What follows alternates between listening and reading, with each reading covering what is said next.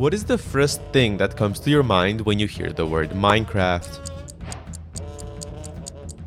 Now, if you didn't say crafting, I mean you're just wrong.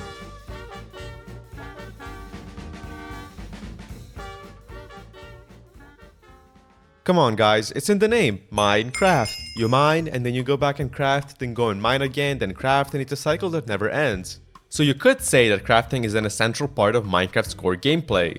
So let's talk about that a bit. Minecraft's crafting system has become pretty iconic ever since the game's release. I mean, for a long time up until recently, it was literally the icon of the very game, the crafting table. It's one of the first blocks you ever craft, but it's also a block that you can't play the game without.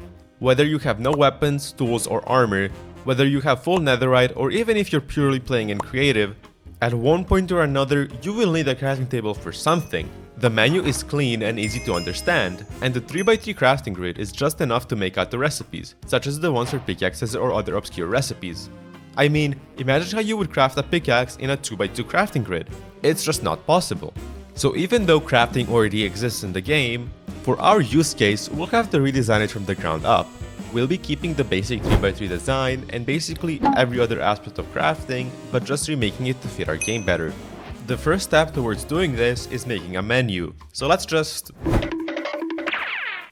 And there we go! Now, this menu looks pretty basic, and that's because later on it will be replaced with a custom texture, but for now, this will do the job. Now, for the actual crafting part, we need to make a system that matches what you put in the crafting table versus what's actually in the code. This might seem difficult at first, because for certain recipes, there are many ways you can rearrange the items. But it's actually much simpler than you might think. Basically, when the game detects that there are items in the crafting grid, it'll try to shrink this grid as much as possible. This means that the crafting recipe that might look like this, actually just looks like this, because we've shrunk it from a 3x3 to a 2x2. This way, wherever you put the items, the code will recognize it as a 2x2 recipe and compare it to other 2x2 recipes that exist until it finds the one we want. So here I am in-game and I'm standing next to one of our crafting stations. If I click on it, our custom crafting menu pops up.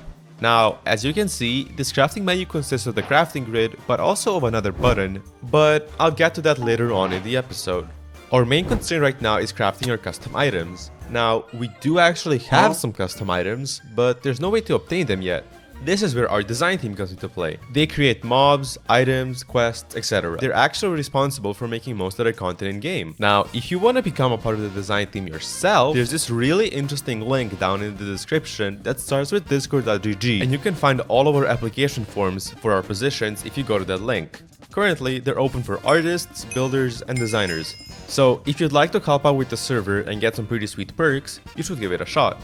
Anyways, while I was telling you about our amazing staff applications, the designers already came up with a couple of mobs. So let's see what those mobs are. So first on the list is the Spore Mother. The Spore Mother is a rather normal looking mushroom enemy. It has 250 HP, deals decent damage, and gives you weakness were you to be hit by it. When killed, nearly all the mobs in the game have a specific loot that they drop. And the Spore Mother is no exception. When killed, it has a small chance of dropping fungus armor. Now, what is fungus armor, you may ask? Fungus armor is one of our beginner sets. When worn, it gives you slight protection from the mushroom mobs. Now, this is a pretty sweet armor set, but that's not the end of the loot drop from the Spore Mother. The Spore Mother also has a chance to drop red mushrooms and mushroom stamps, which are materials that will be used in, you guessed it, crafting. So I think that's about everything that the Spore Mother does, except for... oh god.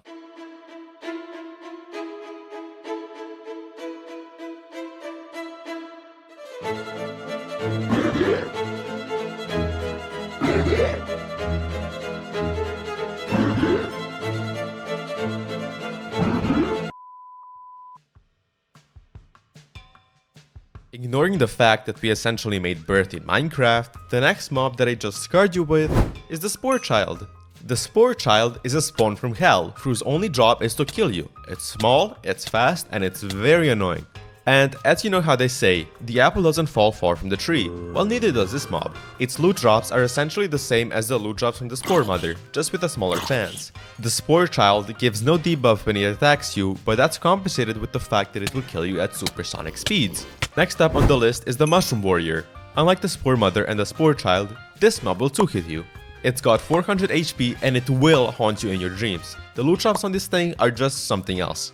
It's got a very low chance to drop one of the 3 mushroom caps, which are used for the upgraded set of the fungus armor. But that's not even the worst part. The mushroom warrior has a 0.2% chance to spawn a Defiant mushroom warrior when killed. These Defiant mobs have more HP, deal more damage, but also drop some very good guaranteed loot. In this case, the Defiant Mushroom Warrior has a 100% chance to drop 32 red mushrooms, 8 mushroom stems, 1 of the 3 mushroom caps, and a mushroom blade. Now, so far you've heard of all of these drops, except for the mushroom blade. The mushroom blade is another material that's used for crafting, which brings us back to our crafting system. Considering we now have a couple materials to work with, we can start creating recipes. Our first recipe will be for upgrading the fungus armor. If you remember from earlier, the fungus armor is dropped from the spore mother and the spore child. Now, an upgraded version of this armor set is the mushroom set.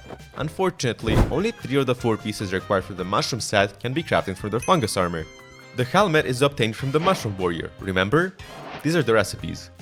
As you can see, they require red mushrooms and mushroom stems. This upgraded mushroom armor gives specific perks based on what helmet you wear, but also provides an extra defense boost against mushroom mobs. Now, as for the sword, let me introduce you to the Shroom Slasher. Crafted with only the finest materials, it's actually pretty decent. It deals extra damage to mushroom mobs, but less damage to non-mushroom mobs, so it has pretty much only one use. Despite this, it's a very useful sword as the whole starting area is pretty much covered with mushroom mobs. Oh yeah, and that button in the crafting menu, it's just the recipes. Now, there is one more feature left to add before we can mark this video complete, and that is a collection system. Let's call it Expertise. The main purpose of the Expertise system is to track how much of a thing you've done so far. For example, it can track how much of an item you've collected and give you rewards based on certain milestones. Another example used for the Expertise system is tracking how much of a mob you have killed, but it could also be used for things such as mining, fishing, completing dungeons, bosses, and so on. For now, we'll just use the item collection as I haven't set up any of the other things yet. So, let's take a look at one of the item collections. We'll be looking at the red mushroom expertise. So to obtain level 1, you must collect 100 red mushrooms. For this expertise level, you get 100 coins. The second level requires 250 red mushrooms, but it gives you a recipe for this very unique item. I wonder what it could be. Oh well, guess we won't be finding out this episode. At level 3 and 500 mushrooms, you unlock the recipes for the mushroom set pieces. At level 4 and 750 collected mushrooms, you unlock the recipe for the Shroom Slasher and a reward of 1000 coins. And lastly, at level 5 with 1000 collected mushrooms, you get a guaranteed mushroom blade. So that's mostly it for now.